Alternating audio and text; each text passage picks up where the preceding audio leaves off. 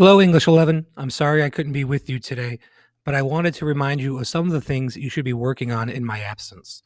Today, if you have the research conducted, your CRAP tests complete, your written explanation of how you know your sources are credible, and your MLA works cited page created, you probably want to go ahead and start creating the visual. I wanted to remind you of some of the important aspects of creating a visual for our project. The product creation rubric, in order to gain a proficient, requires the content to be accurate, reliable, relevant to our purpose and our audience in order to develop and expand your controlling ideas. That means that your language, the sources you use should be at grade level or higher, that you should have credible sources with accurate information.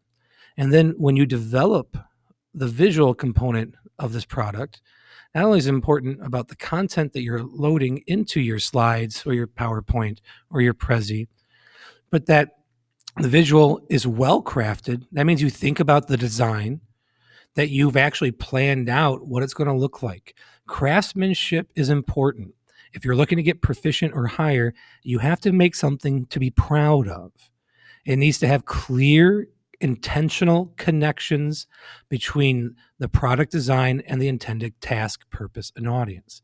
In other words, its intended task is to highlight the main points of your research. Your product created, your visual aid, your PowerPoint or whatever, should not have all of your content. It should be written at a level for high schoolers and above, and the design should be relatively professional, slick, or business-like. When you are creating the PowerPoint, here are some visual expectations that you should follow in order to have the best chance at a proficient or higher. Remember to have color contrast between the text and the background. Typically, you don't want the font to be smaller than 30. It's okay sometimes, but you want to consider the size. Can people see it in the back of the room? You don't need full sentences. You'll speak full sentences, and the notes on the slideshow will be mini versions of that, something more brief. If you have infographics, that could be very engaging as long as they emphasize something you're trying to say. Make sure you put a citation for any of the images that you use.